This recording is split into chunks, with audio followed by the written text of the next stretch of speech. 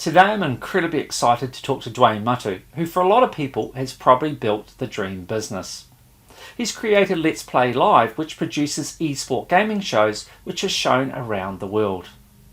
Duane has never lost sight that but for a young talented surgeon, both he and his twin brother would not be here right now. Determined not to waste this opportunity, Duane is an integral figure in the growing of the online gaming industry within New Zealand. So firstly, Duane, thank you so much for agreeing to come on to Insights into Success. Super excited to talk to you, and I know that you're doing something that most kids would dream of doing. You've got just about the ultimate job, I would have thought. I don't know if you think that at the moment, but we'll find out in due course maybe.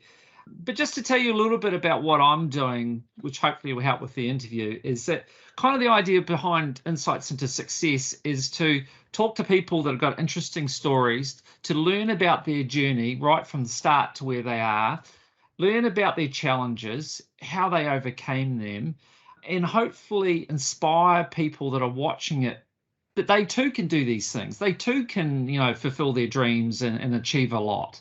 That it doesn't have to be way up high and impossible for them and only for a very select few. So you've got an interesting story that I want to get you to share, if you wouldn't mind. And I'm going to ask you a few questions as we go through. But definitely, this is an interview I want to get in front of kids, because I know that there will be a lot that would be really interested to hear about you and what you're doing and how you did it. And hopefully at the end, you'll be able to give us some insight and tips into, people still at school, kids still at school, what they could do if they want to go on and do something similar to you. And if not, if their journey's in another direction, that maybe you can also give them some tips on what's worked for you and what sort of things they maybe need to focus on if they too want to meet their own success, whatever it is. So that's what it's all about. So, honestly, thank you very much for taking the time, and I'm excited to have a chat. Yeah, no, cool. I mean, really interested just to hear the story. So I wonder if you could take me back way to the beginning and start from where you were born for a start. Where did you get, where was your upbringing? Yeah, so my upbringing is that my dad is full Māori, so he's from the far north. So my last name is obviously Mutu, Mutu. And that's very famous in Māoridom because of my auntie, who's one of the top toa wahinis in the country in Māoridom. And so we come from a strong line of Māori lineage. But my mum is full Pākehā, so she's from the South Island, so West Coaster down there in Greymouth and Westport and Nelson. So really two totally different worlds, right? And until you get to this age, you don't really realize it because you're just born into what you know, right? You don't really look at race as a child. You don't look at those sorts of things, which is a good thing, by the way. And so we were born actually in Australia. And that's why I started with the first bit about them being Kiwis. But we were born in Melbourne. And I've always said that, I've been blessed because I have a twin brother. And when we were born in Melbourne, and we both have heart conditions. And we were actually diagnosed. So we're identical twins. 3 months into being born in Melbourne, my twin brother got raced to Royal Children's Hospital in Melbourne and had open heart surgery, the first of that surgery in the world at the time, off a book. So they gave him 1% chance to live. That's how close it was. And he made it through. And then I was obviously in my mum's arms, and then they said, look, how old's that? And they operated on myself, and we had the exact same condition, being identical twins.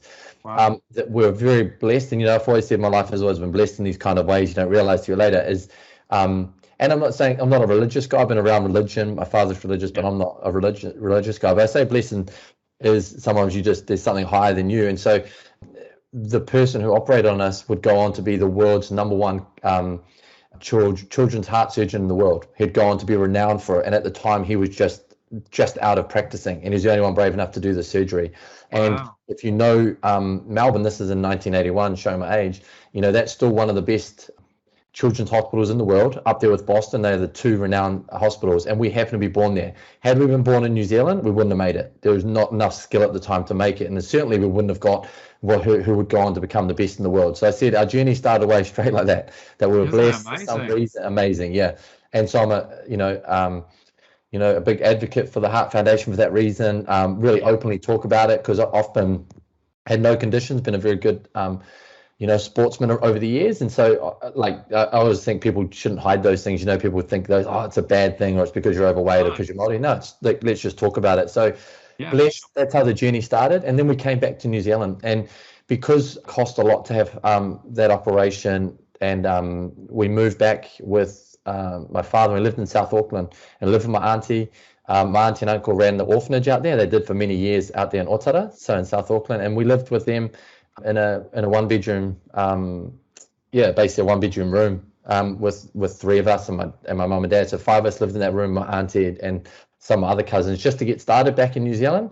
So so it was a humble beginning, and again, it was loving. So I never looked at it in that regard. And for a period, my parents split up.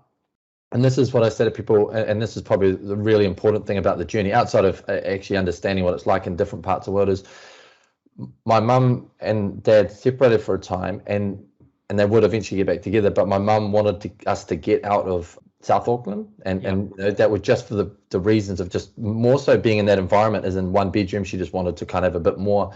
And so we moved into a caravan park in Takapuna, right? Wow, really? And of course, if we know Takapuna now, for those that in Auckland, it's one of the most affluent suburbs that you'd go around now. There's a beautiful cafe down there, but back then it was just another holiday park. It was just a place that we could move into, and that started our journey into the North Shore later on, and we bounced between there and the South Island because that's where my mum's family was from. So we kind of were just back and forth. My mum homeschooled me till I was 7.5, and what people will find probably fascinating, and I'm a big fan, is my mum was I'll say a kindergarten teacher. She wasn't a true preschool teacher, but lovely with kids.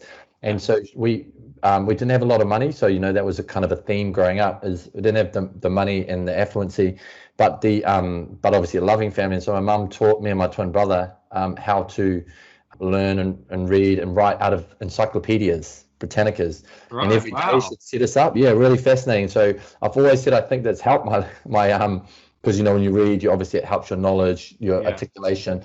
And she would sit us down, and there's these boxes called Who, What, Why, Where. And that was at the top. So some people with that ilk will understand, they came with an encyclopedia set. And of course, in those days, encyclopedias were very expensive. So how we had them was another blessing. And my mum would make us do one of these every day. Draw a picture, talk about a whale. And we didn't go to school until we ended up going to school when we were about 7.5, 8. So I didn't actually start school properly until then. So where were you living in the South Island at that stage? We're back in Nelson. And so we moved back to Nelson and the Westport region, and just to be around my grandmother on my mum's side, and she had some brothers who were actually entrepreneurial, right? So they must have a little, right? They've been very successful, but because of the relationship, and I don't want to use the word racism, but there was a divide in opinions on who my mum should be with. My mum wanted to ultimately go back to be with my dad, and that just sort of the two different at that time ideologies weren't there, but my mum obviously had kids and wanted to be part of that.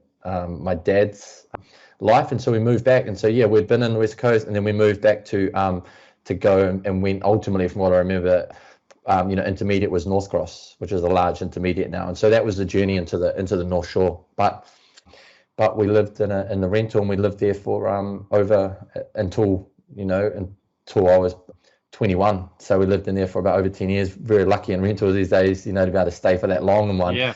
And in a good area. So so that was the start. So when you were young, like when you were just fairly young, so early 11, 12, 13, kind of what things were you into? What sort of interest did you have? So because we didn't have a car, again, it sounds kind of foreign to some people. There wasn't internet back then, and looking back at the time. So I'm in what they call an exennial, right? Someone that was born on the cusp of, at college we started to get the internet and we got phones coming on board, but at that time there wasn't any of that going on. And so we spent a lot of time. My dad was a coach of a lot of sports, come from a sporting family, and we spent a lot of time at the rugby league club, which was just down the road, and we didn't have a car. So my dad would be he was the president of the club, and he would play, and then me and my brothers would go down there, my cousins, and we'd just play league, and then we would do that. That was our life, really, for a bit. And I picked up basketball. That was the other one. And so it was a sporting life, and we'd play some spacies, interestingly, Street Fighter, and we'd go to the fish and chip shops. In between prize giving after playing our league or playing basketball. And that was sort of how it was. So they were the things we were into. And we did have my first recollections of sort of video games, like everyone, was really Street Fighter and the arcades. And we had an affluent friend down the road who got the real flash gaming PC. So we had a turn of that. But that's ultimately what we did. And so everything that we did was, like I said, loving and around the family, and we'd get picked up and taken and spent time there. But we just, because of that, it was quite insular, Yeah. like we'd stay really whānau-centric. We didn't really have friends over because we didn't have, the food, or we didn't have to miss out on a lot of things, just, which is always, you know, you always want to protect your family. Some people may not understand. You want to protect your family. You don't want to be like, oh, mum can't afford it. So, and so that's the environment. But again, really loving in the sense it was all I can remember as being happy times, but there was a lot of times we had to go without things, whether it's school trips or food or those types of things. And do you think in hindsight that was actually good in a way? It makes you appreciate things more, having been through that? Yes, absolutely. And that's probably one of the big things when people that are listening to this, and is, and again, first, if it's about racial kind of issues, I'm 50-50. I respect both. I think that's how we should be as Kiwis, and I'm the perfect one to say that because I'm from right down the middle, right? So I don't think that shouldn't play a part. And then secondly, I think in life, like if you get given everything, you'll never ultimately succeed if everything is handed to you, right? Like the times when you lose a sports match is when you're going to learn. If you won every game, you'll never improve. And look at it like that's how I look at life. And so everything I had to work for, like there was not one handout, not $1, and also there is no plan B in that. And then so some people, and so it's always been a blessing. That's what I've always said to people. Everything I did, I worked hard for and learned the core skills to that. But if you have not a plan B, and plan B. And I say this to people is, plan B could be your mummy and daddy buying you something on a credit card. Plan B could be, oh, well, it's okay, I'll just go back home and stay with mum and dad. And I'm not against that, right? Because I'm obviously offering that second generation to my two kids, right? Which is kind of funny enough, right? What taught me to be successful is things that I'm almost blanding over myself. Oh, it's okay, son, have this, do that, But the reality is, yes, absolutely, it taught me the true skills. And if you think about, people don't understand how good it is sometimes to just have the basic things, like when you take a thing for granted, like a t-shirt, or you take it for a hoodie, you've only got one. Not now consumerism when you can have 20 hoodies and put out one. And those things really stay with you. So I'd say it's about, what it taught me was resilience, of course, understanding that you have to stand on your own 2 feet. There is no plan B. So whatever you do, it's on you to make sure that you make the most out of it. And when you get those opportunities, whatever those opportunities are, then you have to give it your all to make the most of that opportunity. Yeah. So when you were in your teen years, what were you thinking you were going to do when you finished school? What was the goals back then? Look, I'd say one of the big things is I've always been a hard worker, right? Like just really disciplined in what I'd always do. And I think that's a key trait too, right? Like you've got to be disciplined. That comes somewhat through sport. It comes somewhat through parenting. Your parent, no matter what your background you come from, if someone's getting you up and motivated in the morning, making you make your bed, whatever that bed may look like, right? Those are good things. Those are good habits to be into. There's no casualness to that. You must be at school and you must do that. You must be respectful. And so I always was like that, and I always liked learning. I've always been a student of knowledge, and I think people, I'm always learning today. I love even meeting you, chatting, reading a book, understanding different things. And so it was a thirst for knowledge. So I think I was disciplined, academic enough. I don't know what smart is, but definitely okay.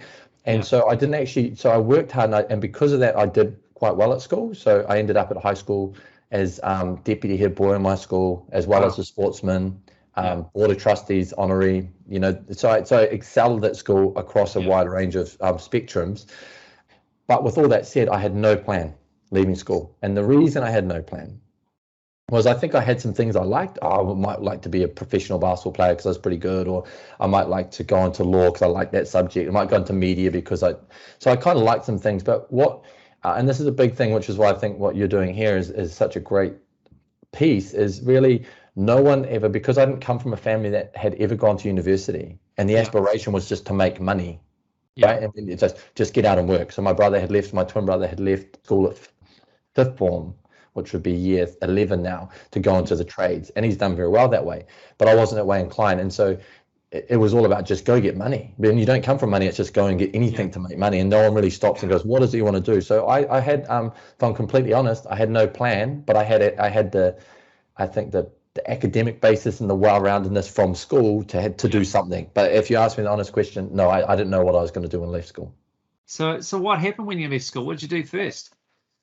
So I was always, always working the whole way through to whether it's Food Town, you know, packing wood onto pallets, whatever I could to get some money to run my little car and just be able to do some things. Yeah. And so I just, as soon as school finished, I was like, this is going to be a great opportunity to work so I can earn whatever, basically, earn for a change, some money. And so I just started, so I left school and literally was just doing a horticulture kind of job.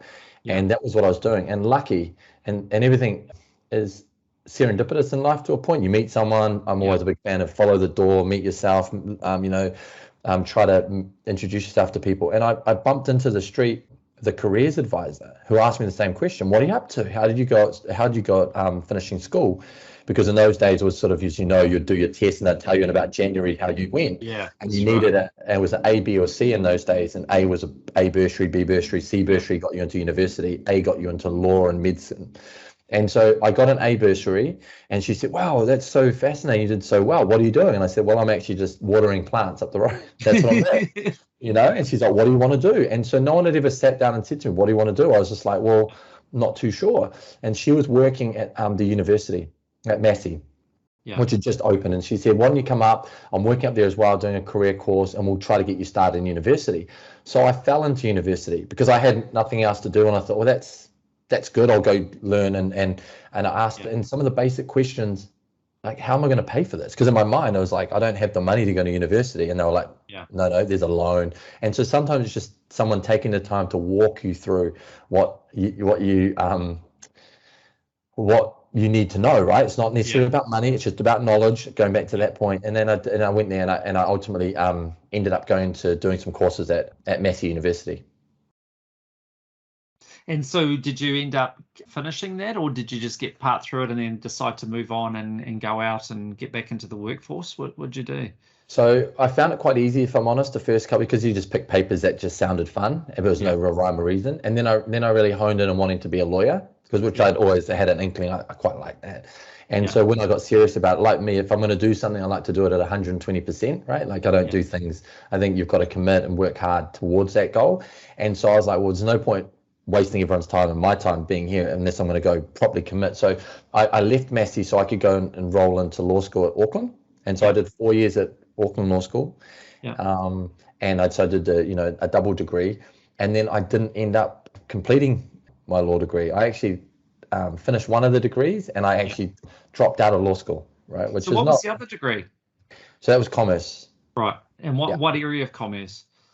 So actually it was just like, because you do a BCom and then you do an LLB, right? So it's law, accountancy. So it's just like business papers. But and I did a lot of other sort of papers like sociology, which I enjoyed. But the law bit was interesting because it was somewhat, again, ideology based. I was just like, this is not for me. I wanted to be in the courtroom. I felt that those times it was quite, it wasn't what I thought it would be, right? When you open the hood, let's just say that. So like, this isn't for me. And so I wanted to complete something though. I think that's the right thing to do. But again, open to the fact that I didn't complete one, but I did complete instead of just completely dropping out. And then and then that was it. I was like, right, I've never seen the world. I'm hitting, as soon as I graduate, I'm going to save my money and I'm going overseas. And that's what I did. And so where did you go? Did you go do your OE to the UK? So back when I was there, not a lot of people, people had talked about, there wasn't heaps of people like it would become. And so I worked 3 jobs and that was discipline. I think back to that point is I was always okay with missing out. And I think that's another thing. You must sacrifice, right? For good things, you must sacrifice, right? And whether that's, sacrificing family time now, sacrificing time with your wife and kids, sacrificing whatever, you have to, like it's not saying it's ideal, but you got to manage it. But I had to sacrifice, you have to sacrifice. So I did 3 jobs through uni to save enough to be able to go overseas. And then I took a trip and I went through Australia, went through Asia and ended up ultimately in London. And that was the start of my first corporate kind of career, basically. So I want to hear about what you did there, but can I just ask you a question there? Because this is something I've really struggled with. Because I agree with you about the whole sacrifice thing. But, my father, when I was only about 7 years old, got cancer. And then really through my growing up, he was never right. And he ended up dying of motor neuron disease at an early age. And it's kind of like got me because of my background. I struggle with. I believe in sacrifice, and I've done a lot of things where I've sacrificed things, but I'm also concerned about quality of life as well because of what happened to my dad. And I struggle with finding that balance. Like I look at my brother-in-law who's hugely successful in the corporate world, but he never got to go to any of his children's activities at school. Whereas I can say I went to them all, and I coached my son's rugby team and stuff like that. So for me, I really struggle on that, Duane. Do you? How do you deal with it? Look, so this is really interesting because I think my background is extreme. Like when we talk about it was extreme versus what I think I live today. Yeah. Extreme as far as, no car, like that's extreme, or no food on the table. That's kind of extreme. The other extreme was my father was always a bit of a wheeler and dealer, but he ultimately was around the entire time.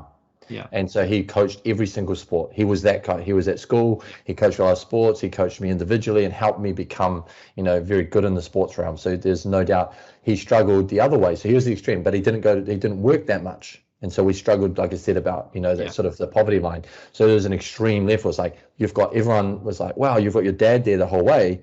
But then at home, we're like, well, I'd prefer him not to be here and would actually have some of those, some meals or some extra bits and pieces, right? So, but then with all of that said, so I just went through to start with, I went through going, I'm just going to make it, right? Like make it to me was just sort of have a good living, be able to just provide. And I never look at things through a money lens, right? I don't chase money. I think that's a fool's game too. But to your point, it is the most important thing is balance of life. So when I say sacrifice, you must sacrifice the right things for your success. And family is not the right thing to sacrifice. So what I learned early on, and I tell you, it was because I was so driven and so determined to make it out of where I'd come from. That was my whole focus, right? I mean, you play up and you go play sport and you have some drinks with your friends, of course, when you're traveling, but it was still deeply entrenched that I'm going to do this, right? No matter what it's going to take. And I started getting quite senior in the corporate career, like what you're explaining.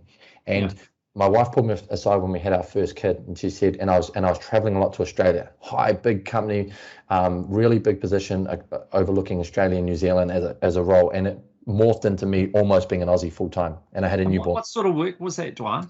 So that was actually the start of the gaming career to a point. It was actually looking after a brand which was Casio, which people know G-Shock, and so I was in charge of Australia and New Zealand, and I got to that point, and I was relatively young, had my first kid, and my wife said, look, actually, if you want to do this, that's fine, but you'll ruin your relationship with us and the kids.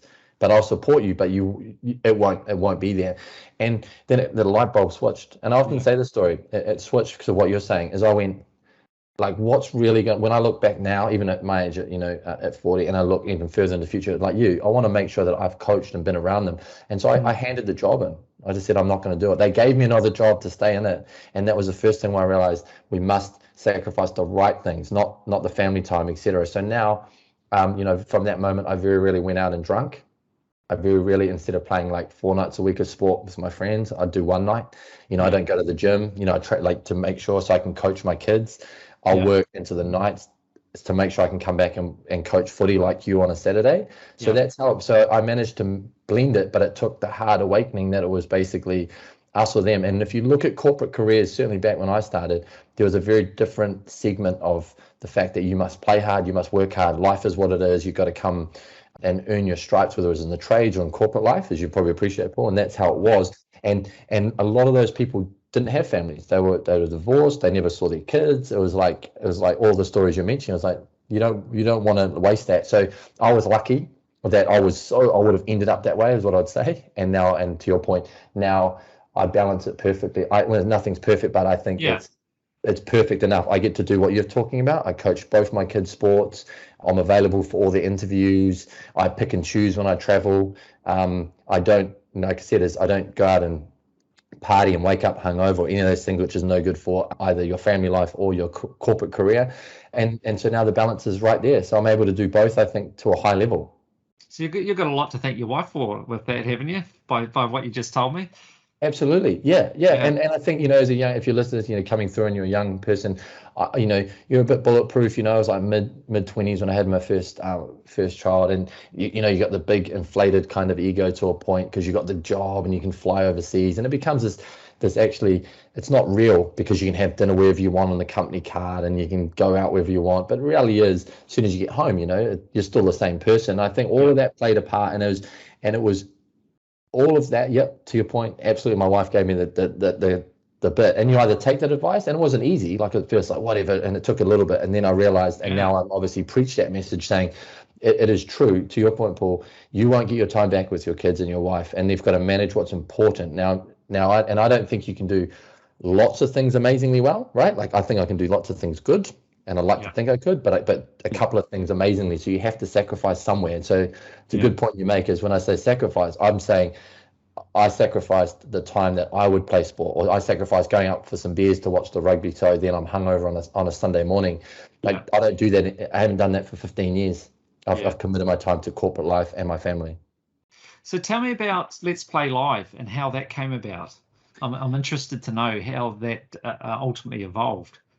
Yeah, look, as we progressed from, having worked for what I call the man, and some big companies, and how it evolved, touching on that point, what I worked out was quite a few things. And and it was, in my mind, it was always going to be, I believed I would run my own company at some day, is I wanted to make some of the points you're making, Paul, and one, the world has moved, which is a really nice thing, right? Like the youth are great, right? They've kind of embraced a word that I didn't have when we were growing up, corporately speaking. And I wanted to make sure that I got into something that we could change lives, to a point. And it sounds kind of grandiose, but change that wasn't here. And also treat my employees in a way, like you said, is about making sure that they were open and were flexible, make sure that kind of centric of family and culture was really important to me, and still is within the business. So serendipitously, again, a couple of things. I worked in action sports for a number of years, talking about G-Stroke, Globe. I'd worked around the world. Action sports, I always say, is I had a passion for it. I participated in it and still do a lot of surfing and skating, and this youth movement, right? So I understood youth as far as the branding and the selling of product within the sector, and then content started coming on within that space. So I worked within the Casio realm, so some big brands is sort of mentioning there, and then I got asked to come and work for a company to look after video gaming. And it just started, right? Like when I say just started, this is discs. So I launched a Nintendo game, GameCube. So it was like the first thing. They're like, do you think you know about gaming? I was like, you're a youth-orientated guy. I was like, oh, I played, to my story before, played some Spaceys and, always had a console. And they were like, jump in. So I launched a Nintendo GameCube. And then we realized that you're only launching one of those every 20 years. And so we ended up selling video games, the actual discs, before they're digital. And we would go on to create... own all the brands here in New Zealand, and everyone that was in the office would go on to, and still are, some of the heads of divisions across Asia Pacific and the US within those particular games. And we're talking EA, Ubisoft, THQ, Warner Brothers, Disney, the biggest publisher. So I was in those offices with people who were friends and colleagues. We grew into a sector which was no one could see coming, and we're launching Call of Duty at 115,000 copies in one day. The real height of it. I was my first job in that was sort of PR marketing. So I was demoing video games for a living, primarily, right?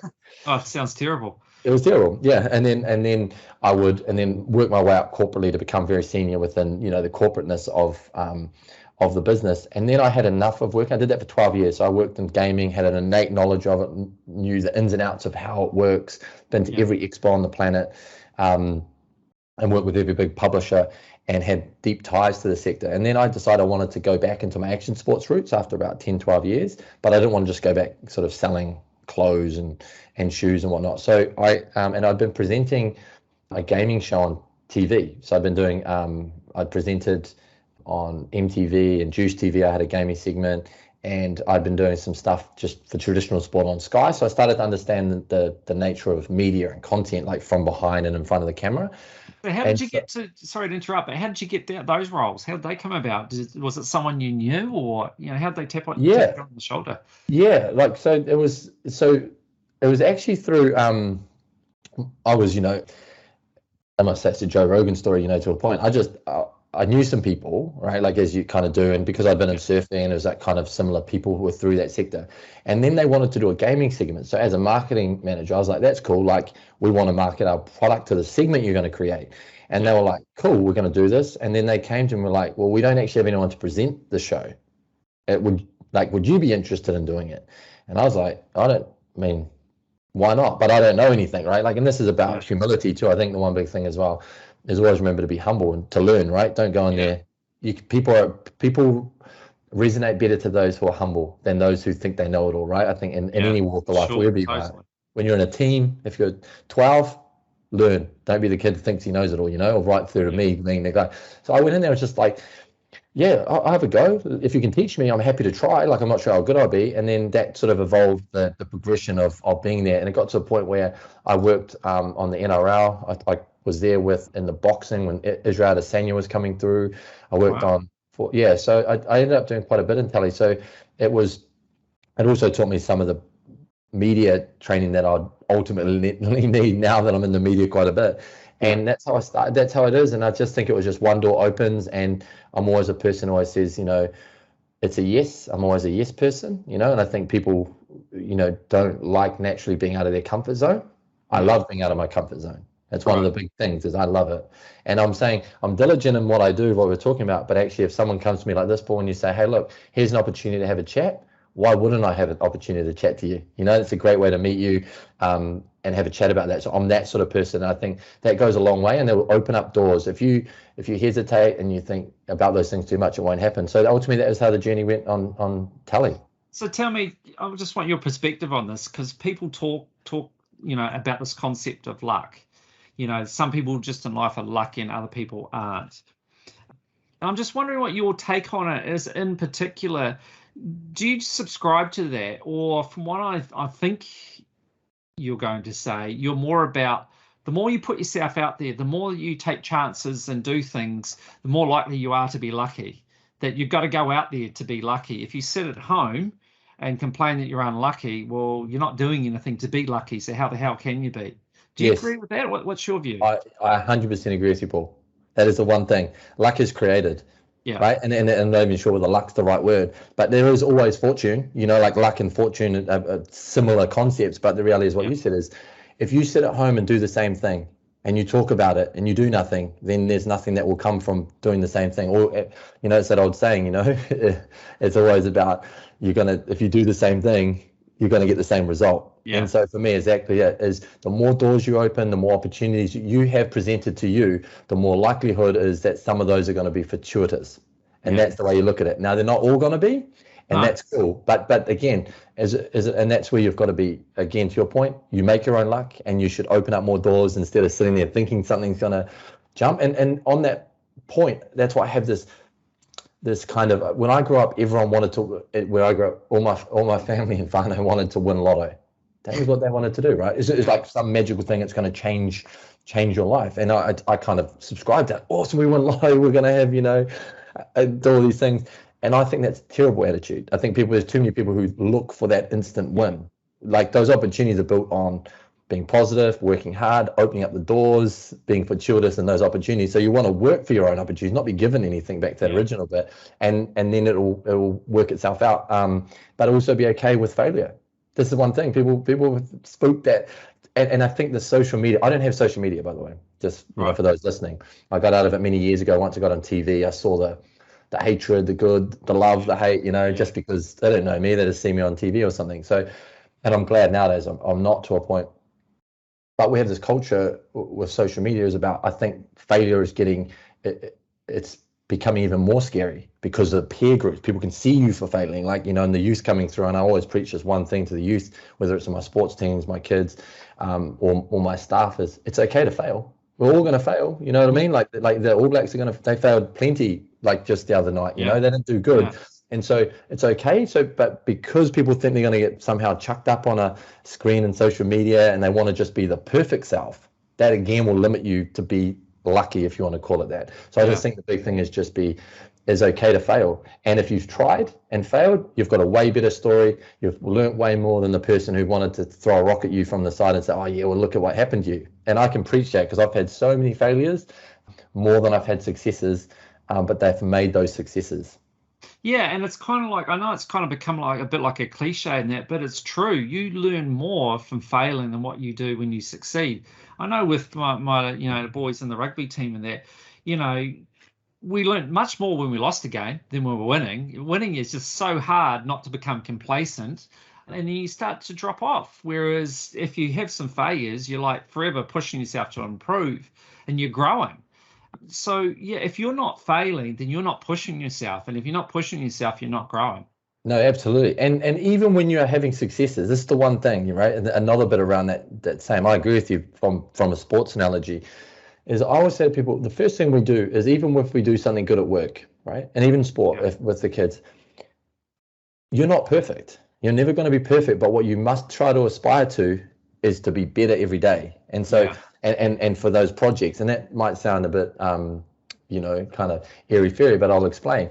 Let's say you did something really great now where we had a great broadcast, right? So everyone feels good. I'm happy about that. So the first thing we're going to do when we critique that is I'm going to go around the room, ask everyone how they felt, and obviously it's going to be positive, and then we'll go, that's great. Let's celebrate our successes within that, but they're micro successes to make a big success. But of course, there's also micro failures within something that was successful. So you've got things to work on. You can't all sit there and go, that was the perfect, every layer was perfect. So we break that down all the time. Like, I'm really big on the fact that you don't want to stand there, celebrate and feel good about those, those wins. Of course, take the successes, but never get to like, that's the end goal. It's like a quick tap on the back and enjoy that while you can, and then just get back to work. How can we be better tomorrow? And I think that's a big thing about people, is just going, in summary to what we're talking about is, I think it's about opening doors and you will find more fortuitous opportunities.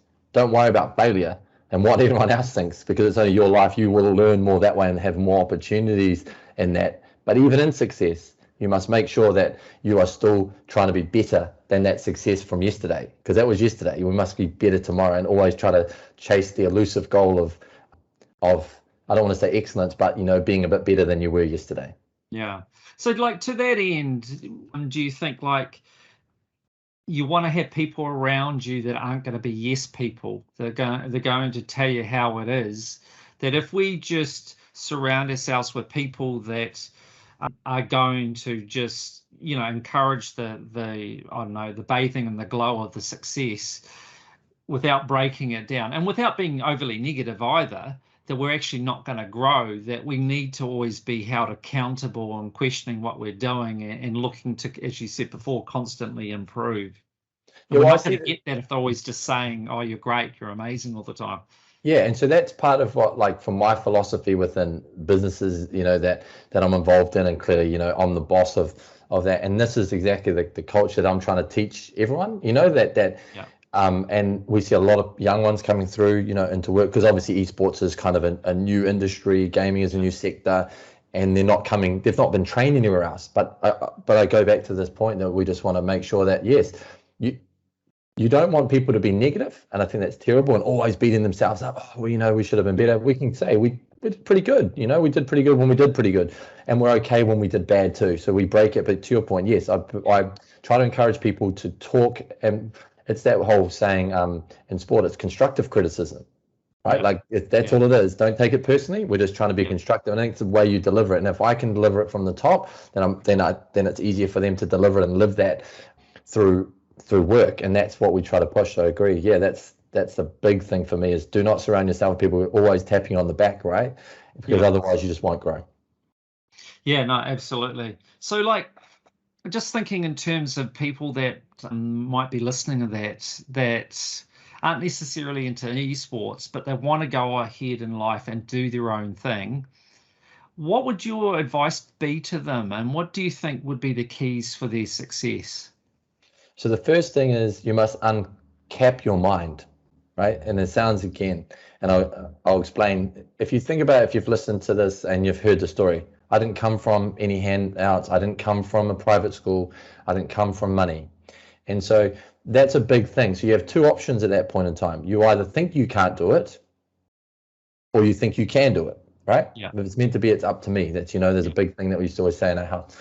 And so we have to open your mind. And so I see a lot of this in Pacifica and Māori communities, and the young ones I deal with. They're like, well, and I can see it in them. I can hear their sentiment. It's like, well, it feels so far away. Like, because all they're talking about is trying to, like me once was, trying to get the latest jersey to be with my friends who've got the latest kicks, or I want some food, or want some fuel for my car.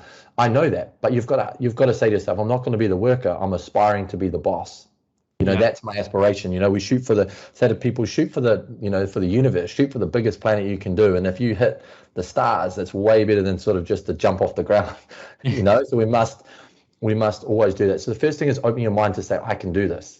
No matter what background you come from. Some will have it a bit easier than you, sure, and we respect them. Some will have it hard. So just uncap your mind. And then everyone wants the magic recipe on how do you be successful and get there.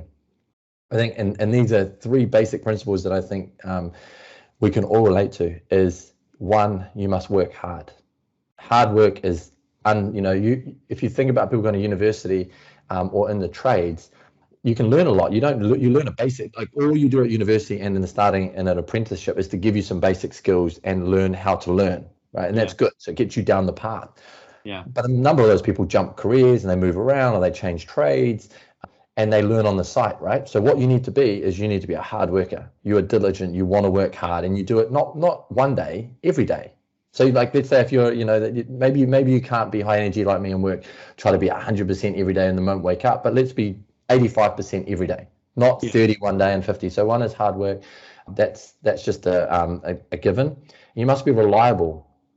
So people take that as, I see a lot of this. It's like, can that person rely on you? So can my team rely on me in my position? And if you look at a sports analogy, can you rely that person's going to, be strong in the line out? Can that person be good in the scrum? Can your kicker be a good kicker? And there's going to be more glory for some. The wingers are going to score more tries if you use that. But the reality is you've got to be reliable. And so if someone asks you to do something, you must do it to the best of your ability. And sometimes your ability is what it is, but you must be reliable. And I think that's a big thing that people forget. So if you say to someone, if someone asks you, can you go do that? You must be able to go do that for them. And you respectfully come back through. So I think it's hard work. Make sure you're reliable. And then you want to be positive, right? Like I think people like people that are positive, right? Yeah, and I know we all have, everyone has these ups and downs. Man, I've got my own stuff going on. I've got wife, kids, as you would know, Paul, at a certain age, you've got different things going on. You've got a company, you've got to worry about paying employees. When I was younger, I had different kind of struggles. And everyone that would listen to this will have whatever. And I'm not saying, because I don't think in this day and age, this pure departmentalization is a good thing. So just to be clear, I don't think it's about, be tough and just get on and be kind of hearty, but just be positive. Yeah. Like positive can just be, hey mate, how are you today when you walk in the office? And then someone just reacts to that a lot better. Or in my case, just be open and happy to when I meet whoever it is. And so so those are the three. And then we touched on the fourth one before, which is just humility. Never be too big. It's okay to fail. It's if you're doing well, just make sure you respect everyone, right? Because you don't know where they're going to be. And so I once heard someone tell me who was very, very successful and had a lot of fame. And they said to me, all the other celebrities, heaps of them, because they're out of Hollywood, and they said, heaps of terrible people. And they said they always judged the people on how they'd react to the people that were serving them in the restaurants, right? So they react the same to me and you as they would to the person who is serving them a beer at the shop, or they're getting their groceries. They're the real people. So I think just have humility no matter how big you get, and always be wanting to learn. So that's the thing. And that's no badge. I mean, as you can tell from that doesn't talk about gaming, to your point, Paul. That doesn't talk about, action sports, creating a TV channel, all the things that ended up for what I did. Those skills are transferable to whatever you want to do, from sport, having a good life with your families, to being successful. But those are my keys to success. So one of the kind of messages I want to get out there, particularly for people, Maori, Pacifica, and Pākehā too, that come from poorer backgrounds, is that our life will be formed by how we choose to see it. Now, you can choose to see yourself as being in a poor community around poor people and decide that that's all you're good for. That's it. Or you could turn around and actually feel sorry for the wealthy people, because they've got so much pressure on them. In economics, we call it the opportunity cost. They've got so much expectation. You come from a poor community, no one expects anything from you. So there's no pressure to go get that big flash job and, get your degree and get a big flash job. So from an entrepreneur's point of view, that to me is perfect, because then you can have a crack at anything because no one's expecting anything of you. So you can do things that other people might not do. Like if I came from a wealthy family, right? The expectation would have been go to university and get this flash job and have the flash car. So there's all that pressure. But if I come from a poor background, then no one really expects a lot from you. So if you decide to go and have a go and set up some sort of business, no one's going to put any pressure on you. But if you come from wealth, there can be that expectation. So my point is just, it's how you choose to look at it. If you want to, you can see that as a handicap, or you could choose to see it as an advantage. And I would like people in poor communities to see it, try and get them to see it as an advantage, and it's an opportunity for them to really have a go and not be held back by what they see in their immediate vicinity. Oh, it's well said. Everything we've talked about is exactly how I saw it. I had nothing to lose. No one expected. People the whole way through were just like, oh, he won't do any good. And, I had people telling me that all the time, the whole way through, because I had nothing to lose. And, and in some ways they're right, but it's absolutely an advantage. You did right, Paul, absolutely an advantage. And it's why I said at the front, the first thing is unlocking your own mind is about where do you see yourself?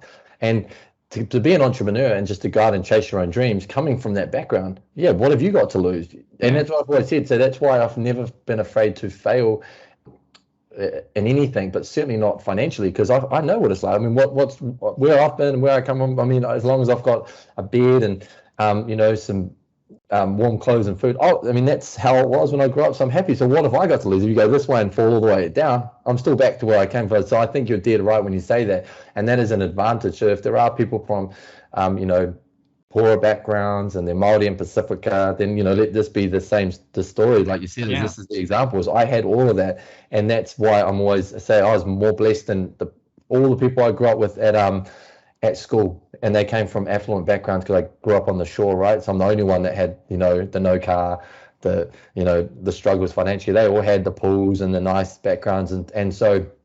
Not saying they didn't do well, but I'm just saying, certainly probably exceeded far more than most of them just by having that hunger and, like you said, just unlocking the mind. And the thing too is that no one can ever throw it back in your face and go, oh, well, you've just got what you got because your family had money. Everything you've got is because you've earned it. And I'm in exactly the same position. Everything I've got in my life is I've earned it because I didn't come from money. And I'd like that. I prefer that, because imagine like you work hard and you're actually quite successful, but you come from a wealthy family, say, some famous wealthy family. You're always going to have that thrown back at you that, oh, well, you're only successful because you came from a wealthy family. Whereas at least if you come from a poor background, no one else can take the credit for it. That's on you. You've done it yourself.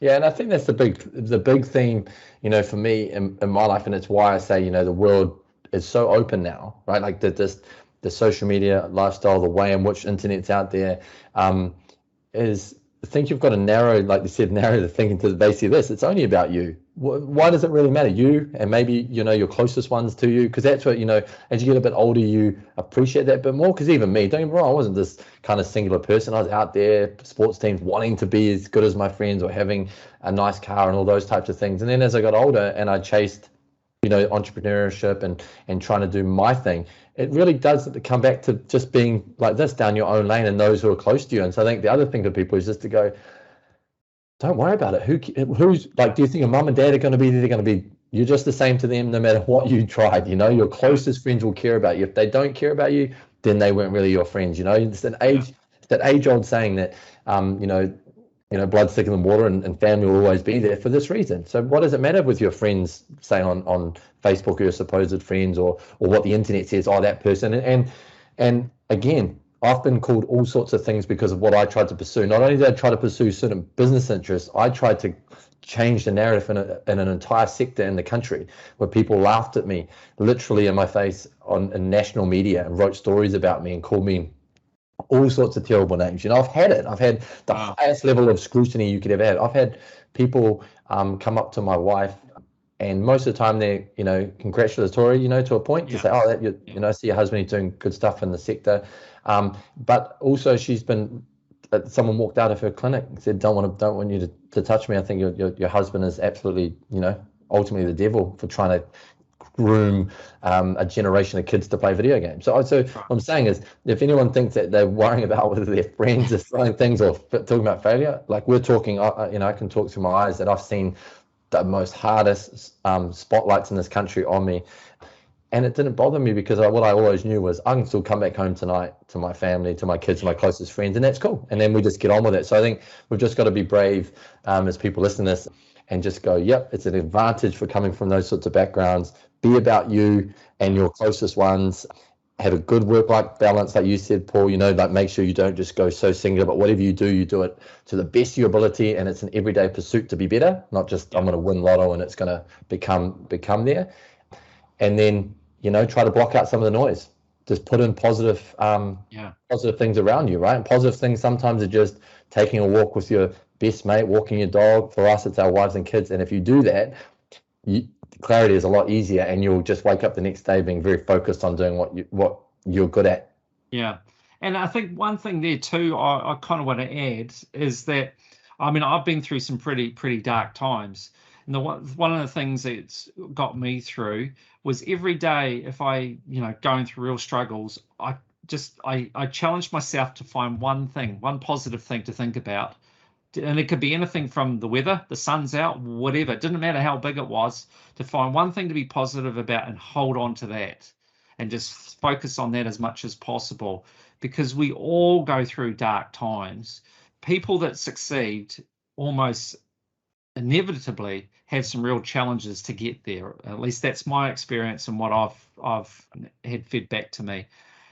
And what I do worry about is people with social media and that they get sucked down this dark hole and they can't see anything positive. And I really would like people, if they could, to do something similar to me and know that we all have our dark times, but you can always find something positive to hold on to and just really grasp a hold of that for dear life and get yourself through that day and get you through the next day, and gradually things will get better. They will. And you're right. Everyone has dark days, and some of them feel really, really dark, to lots of people. And like you said, we've all been there. But I'm like you, Paul. I agree. That's why I said one of the big things is to be positive, right? Yeah. Even when you can't, you've got to have a smile. And so for me, I'm like you. I wake up every day and I try to be like positive. Look out there and try to find, it's sunny today. Cool, that's a good day. Yeah. For me, I have I listen to one or two tracks that just sort of get me going if I need to. That's just how I get up for the day, like when I'm feeling like, hey, I'm tired or had a bad day or things are tough. And so I agree with you. That's the bet, I think, for all of us. The one thing you shouldn't be doing is jumping onto social media to see what's going on in the world. You should be thinking to yourself, right, what's positive? What's my favorite track? Let's put that on. Or, let's think about the sunny day today or whatever is coming up. And we would be way better for it. But certainly you have to have that, again, that discipline that you've got to try to get to that point, because if you're trying to be an entrepreneur, you're trying to work hard or you're trying to make your way out there, you can't let that come into what you're doing, because it will just, it's putting your own roadblock in front of your own self. No one can help you with that. So you just got to, I agree with you, positivity. That's why I mentioned it earlier, saying that's one of the big things for me is always have a smile and try to be, friendly to people. And it's not saying it's fake. It's just, I truly get up and try to be like, right, today's a good day. Every day's a good day. I'm here and I'm just going to be. And like I said, the saying that we always used to live with, whatever reason, that's another story for another day, that is, if it's meant to be, it's up to me. So my mum always said that to all us kids, hey kids, we've got to get up. It's meant to be. Let's go get your bag. Let's have a good day at school. Let's be positive. Yeah. And so I think that's a good, I've always lived by that saying. And I think people listening about it, if it's meant to be, it's up to me. Yeah, I like that. That's a good one. So let's talk esports. How big is the industry and what are you seeing in the future of it? What's around the corner for us? It's huge. It's ginormous. Think about ginormous. We're talking 1.4 million Kiwis now playing. We have access in this country we have some of the best internet in the world. We have seen, and that 1.4 million was 350,000 going back when I first got into the sector, maybe specific to esports, maybe 8 years ago, and now we're at 1.4.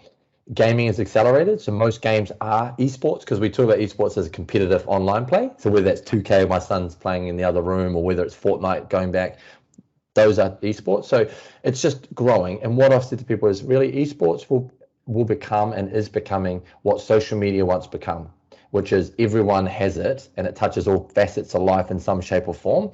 And so what we've seen now is we've got, the Olympics, which I've been, pretty vocal about, that will happen within the next cycle or not. We now have pro teams and pro leagues, which we're involved with, which are now, rivaling sport for viewership and reach.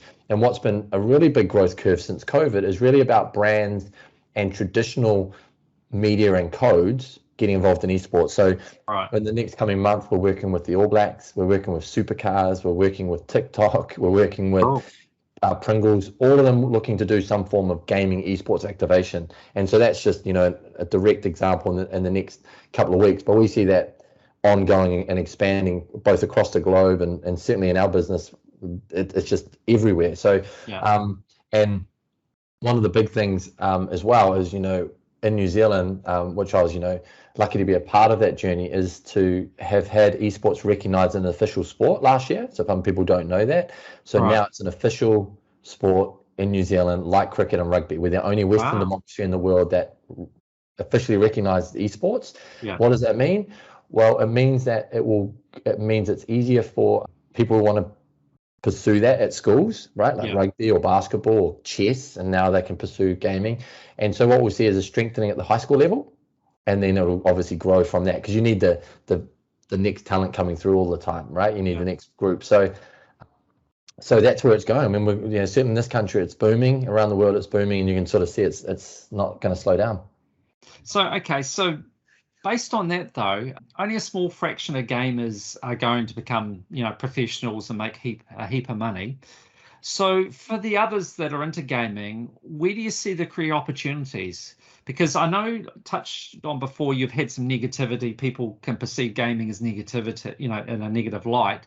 This is a chance for you to shine the positive side of it, and what positive things can come out of gaming which can help people in their careers. Oh, absolutely. I'm an absolute advocate for video games, right? I've made my life in video games now, right? And been in the media doing so. And so if we think about just statistically, we think about the fact that video gaming is already, 5 times bigger than movies and music put together. So everyone sort of glamorizes Hollywood and the fact that we have Lord of the Rings. Video games are already bigger. We have 3 huge companies in New Zealand that have already been globally acquired, and they make video games in this country. We talked about the fact that we have government recognition, which is amazing, and of course through that it's also a digital tech career, so it's a global career. And so it doesn't need like filming to turn up here and have Lord of the Rings filmed. And I'm not against that, by the way, but I'm just saying that the sector is already growing and we could do it from here. So I'm a big advocate for everyone and anyone to get into the sector on many different scales. So when we think about video gaming and we look at the whole spectrum, I look about esports, sure, there's only 1% that'll become a pro gamer. Everyone wishes they could, hard to do, just for everyone out there. So statistically harder than being an All Black. Then we have streamers, hard to do as well to be good, but obviously some people want to become streamers, and that's also a career choice. But if we strip back what I call the 5%, which is the glamorous part of that, throughout the sector, even in esports, we have, in my team, we have people who are camera operators, sound engineers, technical engineers, right through to core roles that you'd expect within esports, so tournament operators and sort of experts within the field. In video gaming, we pursue across a bit more. We start looking at people who are in the digital arts, creators who can draw. We have people who, have come from all of those STEM backgrounds, science, technology, engineering, mathematics, all pile into the video gaming, from making a level of a video game right through to the esports aspect of it. So if you think about it, it's a sector that is highly paid to a point, right? Like it's only growing, and you can get good income from living in New Zealand and working for a global company. And it's obviously something that's really exciting and fun. That's the one big thing is, it is fun. Most people listening that are young love playing video games to some point, but if they could take that love and turn it into one of the actual core pieces that they could learn, whether it's all the ones I mentioned, they can make a living out of it, and then it's fun as well because you're working and making a living within a sector that you love. So to what extent, because I imagine most of the criticism or concern comes from the view that, well, if you do gaming, that means you're not going to be doing sports, as in outdoor sports, fresh air, doing that sort of stuff. Do you have any handle on to what extent that is the case? Does it have to, well, do you think it has to be a choice between outdoor sports versus being in gaming? No, absolutely not. So one of the things I often talk about is there's this concern, and I can speak to this like you, Paul, as a parent, right? And say this concern that the Kiwi kids are not playing sport anymore, like we did when we were growing up. Yeah. It's not the case. What we know is that statistically, high school sport and participation in sport from a young age hasn't diminished. What has changed is where they're playing. So what we're seeing is a shift from rugby and league to contact sports, and we're seeing the growth of basketball and football in this country. And so that's just what's happened. So firstly, let's just that's an absolute wrong, stereotype that just happens to be out there in the marketplace, that kids aren't playing sport anymore. Not true. And of course, some of the hemorrhaging of sport comes from the fact that you got kids who just want to snowboard and surf and skate, and those sort of hemorrhage away at the traditional kind of aspect. What we have is the content consumption issue, right? So when we think about sport, it's the entertainment of sport. The highest sport is only entertainment. The All Blacks is an entertainment property, right? The best players doing it. What we see is a drop off of the kids and the youth wanting to consume that content. So we don't see, and you look at whether it's Sky in New Zealand or TVNZ or Spark Sport or International where it's ESPN, the drop off of consumption is there. So what we're seeing is it's a 40 plus, so people watching traditional sport, and sub, they're not watching, but they are watching gaming. So that's where, for example, you'll probably have the same example depending on how old your kids are. They will leave rugby training, and are they going to sit with you and watch the All Blacks? 50-50, right? Maybe not, but they're certainly not going to do it regularly, and they're certainly not going to probably buy into the Blues watching it every week, right? So what they do though is they're going to play a video game, they're going to watch something on YouTube, they're going to watch a streamer. So that is their consumption. So that's the difference that we've got going here now, is this basically it's a content issue or consumption of content versus them actually getting outside, because they're one of the same kids. So that's why people, again, I say it's not like it was back even when I was growing up, which was like quite an insular pursuit. I know this from lockdown. We've got my son here, and when you jump online after school, there is 15 of them in there playing on the PlayStation. It's a community feel, and all of them are very good sports, little sports players in their respective fields. So that's a true example. So yeah, it's absolute stereotype that's wrong in the sense, and so that's what I'd say is it's consumption rather than participation. Yeah. So in New Zealand, like in a lot of countries, we see a lot of the population gravitating to the big cities, which really undermines the rural communities and their ability to survive.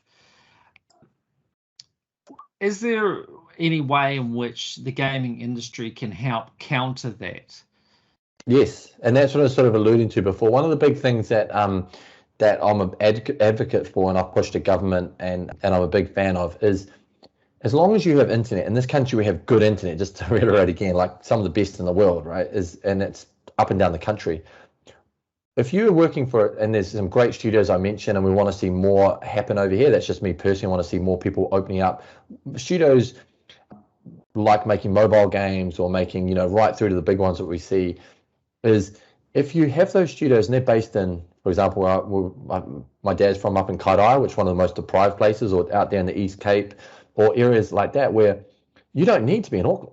You could be building that stuff from your house. Equally, you could just have a laptop and be working for the video game sector in Kairaia, in the East Cape, as long as you've got access, and you could be doing that stuff for, brands offshore, and you could be doing brands onshore. So I'm hugely supportive, and that's why I actually went on, on The Nation recently, and which is a Q&A show that has politicians on, basically lobbying for exactly that, saying we've put a lot of support, maybe getting a bit deep for some people, but a lot of support behind movie sector. There's obviously tax incentives, there's a lot that's been given there, and all I'm saying is this video game sector is far bigger.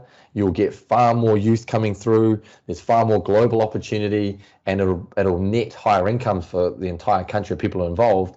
So we just need some support in that area from the government to make it realised. But absolutely, it could change In short, it could absolutely change the lives and certain regional rural areas that could need a boost. And I mean, look, I don't know much about it, but it just strikes me as a lot less problematic to support the gaming industry as opposed to the movie industry. Because with the movie industry, you've got to bring all these stars over and all that sort of stuff. Whereas you just need to train people here to create the infrastructure here. That's it, and that is exactly it. I mean, you're dead right, Paul. It seems so simple, and like I said, that's why I say the same thing to the government. It seems so simple. You've got a blueprint of how you've supported it, with movies. Why can't you support the sector? And it really comes down to, if I'm completely honest, and it sounds brutal, but it's fair, is it really just comes down to, stereotypes. Like they just do not want to be seen to be supporting what they perceive as sort of this, dumbing down of the kids and the youth because they play too many video games, rather than actually embracing it for what it is, which is, like I said, the biggest entertainment sector in the world and bigger than movies and music already. So if we looked at it in that lens, and talking about the government and people who can invest and really strengthen it, it's a no-brainer. It's a home run. And there is actually examples, which we won't go into today, but there's actually examples in similar, like Copenhagen and Ireland, who are backing this pursuit, Canada, and they are getting they're bearing the fruit for that, across the globe. So it's not slowing down. We should support it. And it is pretty simple, but we just need some government support. So for you, just so that everyone is clear on what you do, so you basically organize competitions and you stream competitions online for people to watch. Is that right? Pretty much. Yes, correct. Yep. So we get the rights to the biggest video games that people would probably know. And let's just use the basic one that people might be familiar with, something like either League of Legends or FIFA. And what we will do is we will get those rights, and those are billion-dollar companies, of course. So we have to, go through some of that process. But once we have the video game, we have the rights to do that. We will, like you said, we will put together tournaments for the best players to participate, and then we broadcast it online and on traditional networks.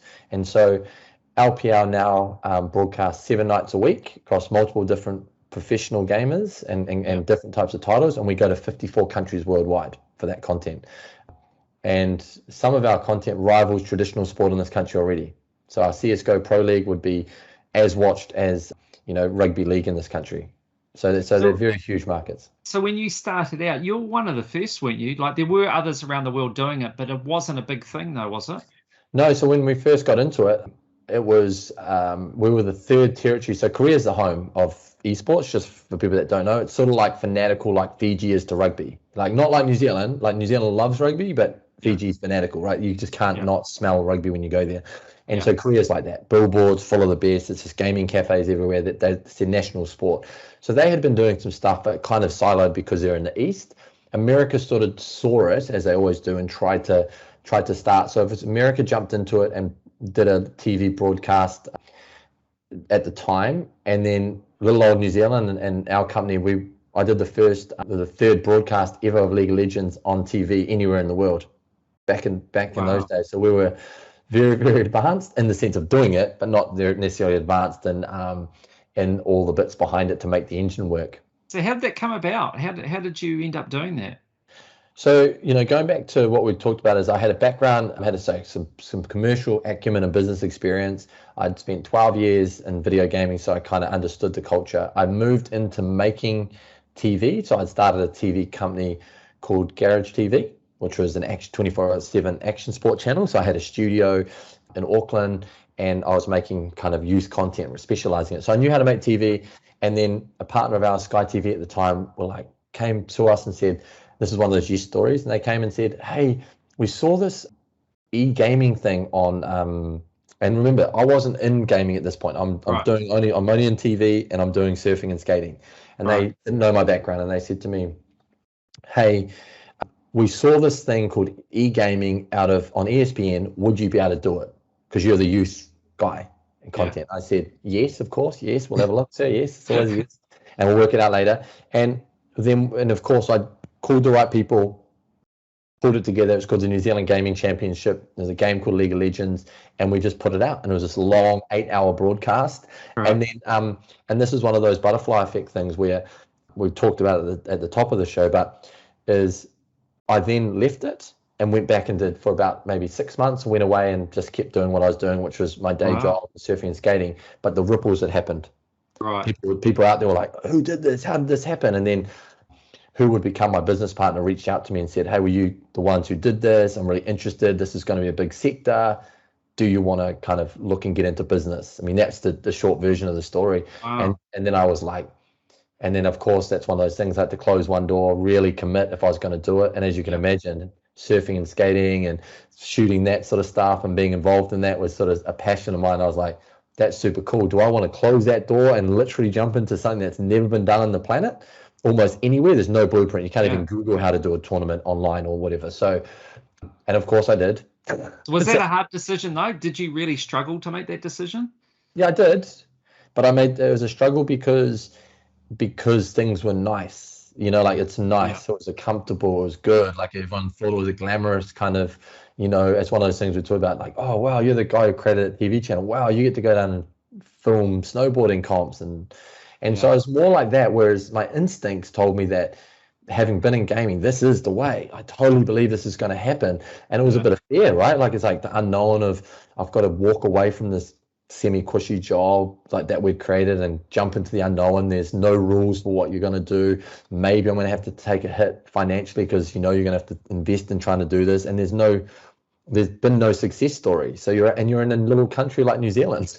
So like if I'm honest, it was like crazy. And so then, but once I had pondered, so you never make those decisions lightly. Like I think people want to think that people are like, right, this visionary, we're just going to jump into it. But as you and I both know, Paul, you need to be, again, have discipline, think that through. But ultimately you got to be brave. And I went home and told my wife that I'm throwing that in and we're going to start this gaming company with some guy you don't know that lives in Sydney. And we're going to call it Let's Play Live. We're going to do video game tournaments. And as you can imagine, this is my whole point before, can you imagine the ridicule that people would, like whether it's your own family going, what is he doing? He's given up his job that was so awesome that he created and he's going to do video game tournaments. And no one had ever seen this ever. They were laughing. And I was like, you know, even in I shouldn't say my own wife and the household, but you can imagine just the sheer like shock of that. And everywhere I turned, everyone thought it was shocking. Like, this is just nuts. Has this guy lost his mind? He's going to do video game tournaments and put them on what? TV. No one wants to watch that stuff. And so, and I was brave and we went through it. And I was in cafes for a long period of time, you know, I was working and trying to get out there and try to push the message. And ultimately it's paid off. So I'm kind of reading between the lines, but it seems like to me that part of your DNA, and you did actually touch on it earlier on, is you like to constantly feel uncomfortable, to challenge yourself. So, see, because the problem is you get some people that get lulled into this false sense of comfort doing the same things. It feels comfortable, so they don't want to change. Whereas from what you said before, you're not in that category. You're more in, I actually really like being put out of my comfort zone. I like being challenged. So you didn't get sucked into Mr. Comfortable to stay with doing what I know. It's safe and secure, supposedly. This is exciting. This is out of my comfort zone. I don't know. I don't totally know how to do this, but boy, I want to have a crack. Is that kind of how it is? That's my DNA. That's how I am. Yeah. And I like being uncomfortable, right? Foolishly, but also, you know, positively, right? Like you say foolishly, like, because some people look at that and go, what, that's foolhardy. But no, but you're right. I love being uncomfortable. One of the things is, and this is like a quick snapshot of it, is I've been offered a lot of TV presenting roles over the years. People would be like, oh, would you like to present? And when you present, people don't know, you know, you can have a million takes. Me and you talking now, I've got to just do my name. Say, hey, Paul, I'm Duane. You can do it a million times and say different voices. And I didn't like any of it. So I didn't do it. I just don't do it, right? Because it's not in my thing. And the one bit I do, and I still do to this day, is I like doing live sport. Right. So if people ask me to present live, whether it's my own business, like sometimes if I just have to slot in, and I'm getting a bit old nowadays for the youth, they don't want to see me there. My own team don't. But whether it's sport, it's because it's uncomfortable. Like the feeling of being there, you just don't know what's going to happen. And I've had examples where my earpiece fell out. I got frozen on camera, looking down the camera, and had to cut away from me. And because my heart rate was so there, and I basically froze national TV, right? So I've been in those examples, but it's because I enjoy being uncomfortable and I don't know what's going to happen. I think that keeps you revitalized, it keeps you fresh. And even within LPL, now it's becoming a bit more comfortable. I'm seeking things to make us uncomfortable. pushing the envelope all the time. But yes, to your point, I enjoy being uncomfortable because it brings the best out of you. It's that fight or flight scenario. And it goes back to my bit about not having plan B, because if you're live on TV, it's a good example. The camera rolls, there isn't no comeback from that. You're there, like me and you're live now. And so I look at business and my life like that. So you're right. And what I would say on that is, well, yes, I agree with that point, but also instincts. I think people don't trust their instincts enough. And I've learned that as I got older. Your instincts are usually bang on for you, the person. I don't know, your instincts aren't my instincts and everyone's different, but it does teach you something. So people need to listen to their instincts, because when you meet someone, you've got a first instinct that when we first meet, you get a sense of that person and for you whether that's works or not works. I think that's the one thing is in business too, you must trust your instincts. And of course you want to be diligent once you think about something. You don't just go, I'm going to do that, turn left, but take that as a nudge to go. And I've always believed my instincts have been pretty good, and I've got a sense for those sorts of things, and this is obviously one of those cases where it's an extreme example, but my instincts were right that esports we could make it a thing and we could grow that way, but it comes down to instincts. Yeah, it's interesting you say that, because I remember reading an article about a person did a study of some of the company directors in Fortune 500 companies, and they found one of the common consensus there was that they trusted their instincts. And when they made a decision, that was it. They wouldn't look back. They just moved on. But their instinct was a key part of their decision-making process. So always, you take your instincts, and then exactly that. And that's what I was saying earlier, is if I make that decision, I don't second guess the decision. I've made my second guessing was, I've thought about it. My instincts tell me I should do this. So let's conceptualize that, whatever way that works for you, write it down, think about it, go for a walk, surf, just to clear your mind. But once I'm committed, that's it. I don't look back. Like everyone asks me, don't you think about the days you could have done X, Y, and Z back there, and you could have done this? I have never thought about that. I never look back, and I never look back at all. And so that's the one thing I do agree with that article to a point, saying trust your instincts, and then once you commit, don't waver. Do not get bumpy on the road, or you will actually fail on your own because you'll fall off the boat. It gets too rocky, and then you've got to block the noise out. You've got to block even the closest to you, because they don't know and they're not you. You know what I mean? Like, and that's the big thing. Even your wives and your girlfriends and your mums and your dads, they're not in your shoes. So even if they're a parent trying to help you, I'm not at the school my son is in. I'm just not there. So all I can do is go try to understand and help them. But ultimately, he has to walk the walk. And so he has to trust his instincts, and he has to commit to that. And if I said, don't do it, I mean, yes, as a parent, he might stop. But the reality is that's not a good way to go, because he has to learn how to be like, is this right or wrong for me, right? And learn to fall and win, but instincts, and then commit. Yeah. And do you think in business, though, too, that those that find a lot of comfort in doing the same things are actually potentially in more danger because they end up doing nothing? Because the world's forever changing, is it not? And if you might be, some businesses can be lucky they can actually exist for years and years without really changing. But I don't know about you, but it seems to me that it just feels like we're changing that much quicker right now, and that if you don't kind of be aware of what your environment and move with the times, then you could be left behind and become obsolete. I 100% agree, right? That's what I was saying. We're always trying to push the boat. Let's get uncomfortable. Let's push, things that people don't think you could do. But I also think there's a lot, unfortunately for society, and it goes back to the original point. Then again, I'm not trying to be critical, it's just my belief. There's just a lot of people that want to, it's a sheep-like mentality, right? They want the nice house. They want the picket fence. They want to be seen like the Joneses. They want to be able to be seen at school with the SUV, maybe on holidays, whatever that looks like, right? And that's why it breeds that comfort. And because they're looking at it through a monetary lens, or they're looking at it through like a material lens, right? And this is the one thing, is like, if you do that, you're only going to be capped, right? If you think about money and I'm going to earn that to do that, it just doesn't end well for me. If you trust your instincts, you trust your passion, you open doors. Sometimes sometimes you have to work for free, but ultimately down the road, you're going to get an opportunity to get you what you're going to get. And that's not to say don't be commercially aware, and don't make sure that you be disciplined in your business pursuits. But it's not about sitting. For me, I never look and go, what would be good for me is I'd like to have the batch and the boat and the house, and then you might provide that maybe, but it's never how I see things. I don't jump into things and go, if I'm going to do this to make sure that I get a bunch of money. That's never how I do things. I just go, I'm doing this because I'm passionate about it.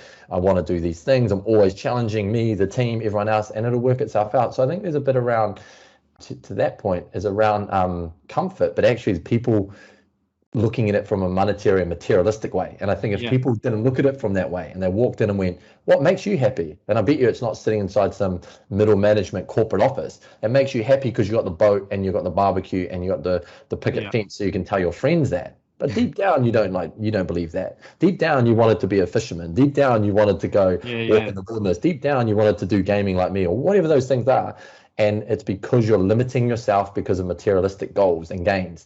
And that's the one thing is I will never put if I do this, I'll make $1 billion.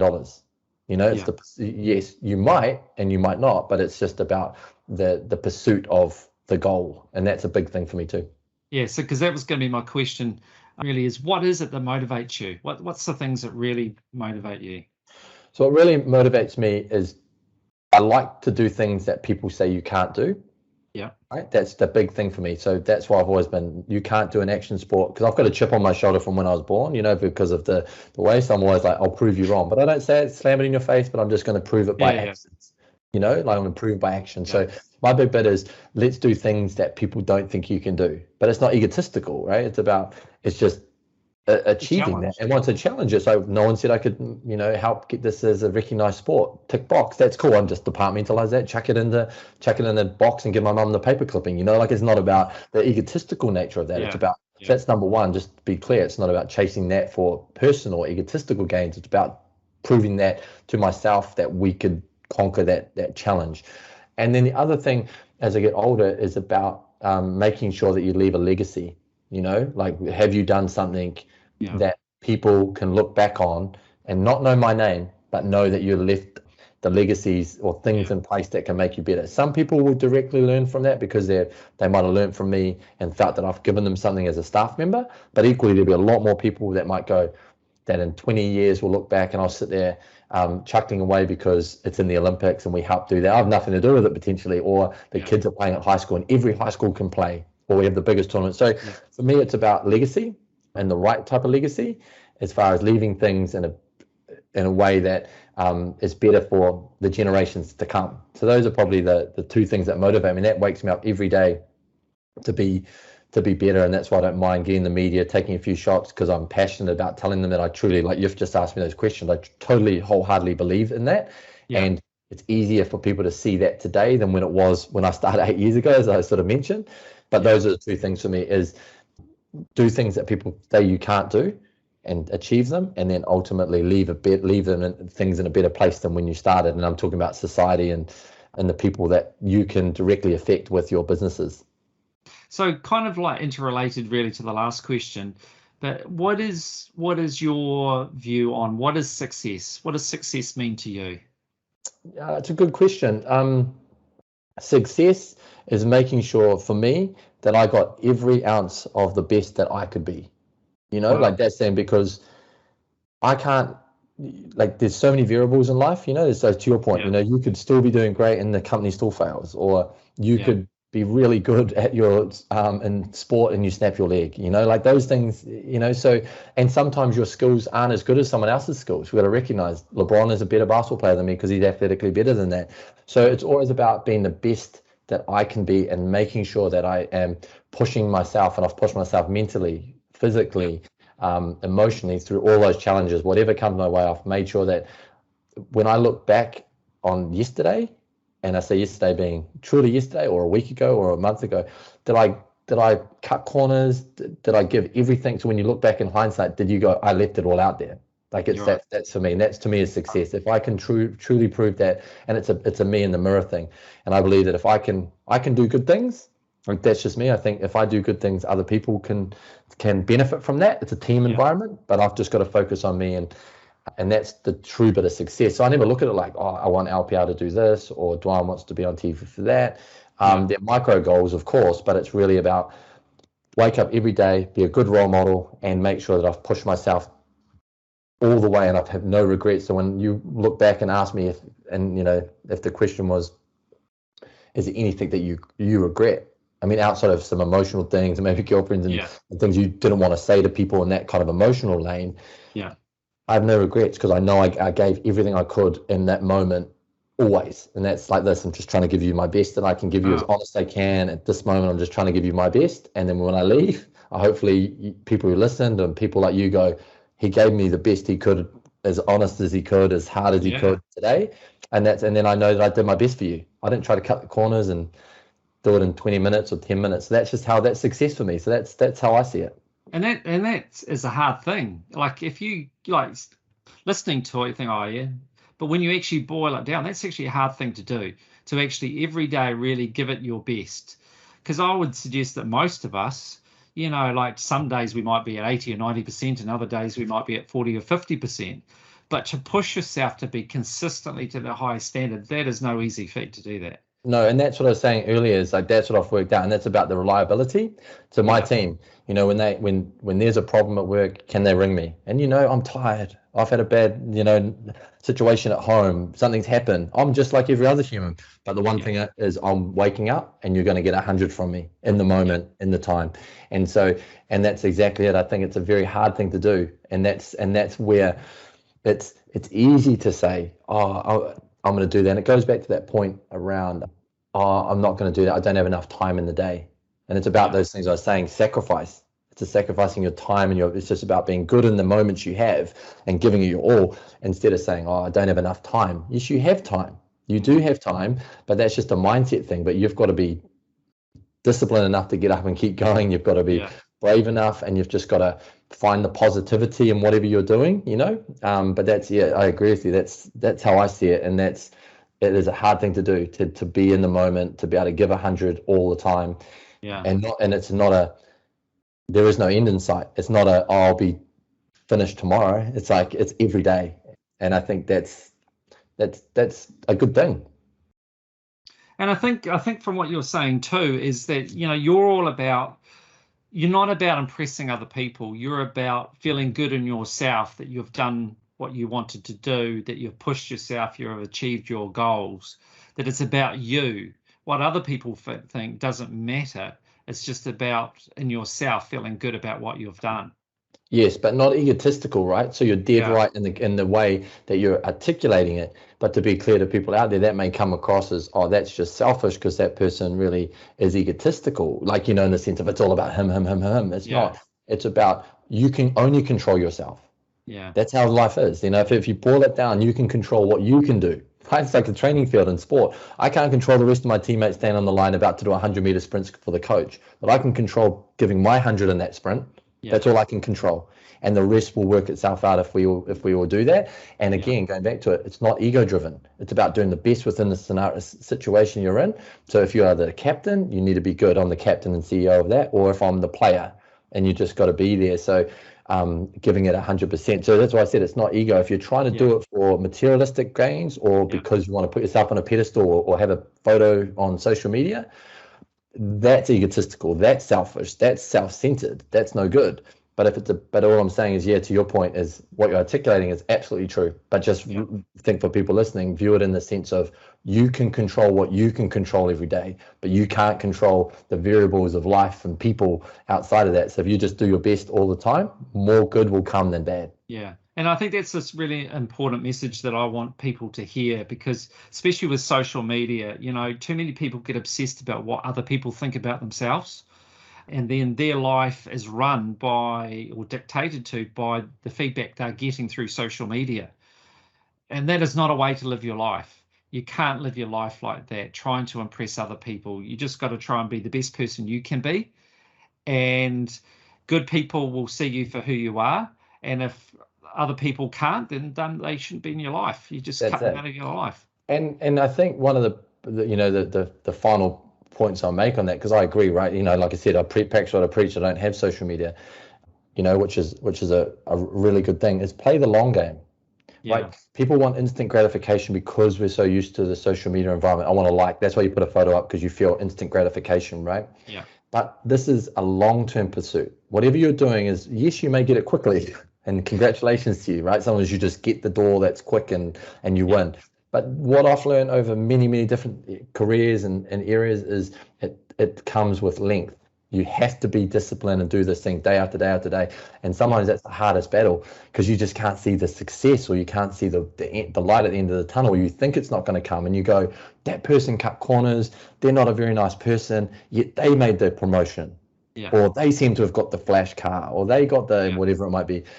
And I'll tell you right now that that's fool's gold. That's not true. You know, like what I've seen is the people who are disciplined, good, always reliable, come back to you, the good operators, and that should be you. That's what you should be aspiring to. You will win more. So just play the long game, do it every day, and know that your reward will come. But don't expect it day one. You know, that's what I'd say. And it might not be day two, it might not be 1 year, but you will get your reward if you stay strong and stay disciplined to being better every day. Yeah, and that's an awesome message too. Yeah. As you say, we're often too impatient. We want it yesterday, but good things come to those that wait.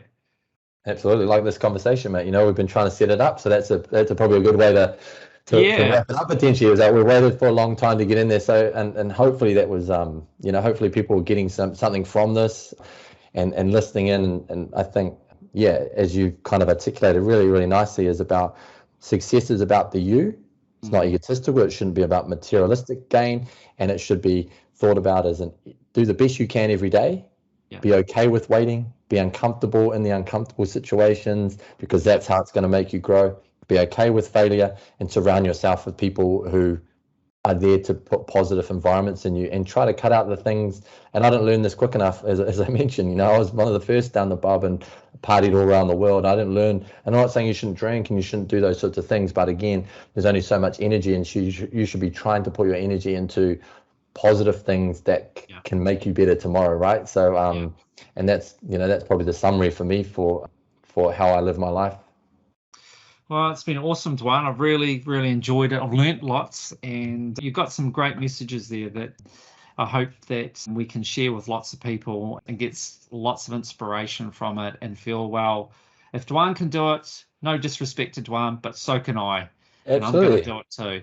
If it's meant to be, it's up to me. Remember, that's the saying. And I think as well, you might not know what you're going to do. As I said, doesn't know, but you can still build the good habits that will transfer to any job anywhere in the world, and that will be successful. So I think build the good pillars.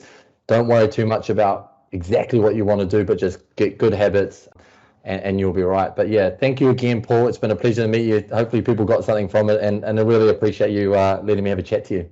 Awesome. It's been really good, and definitely would like to stay in touch, and very keen to watch your progress over the next while and see what you do next.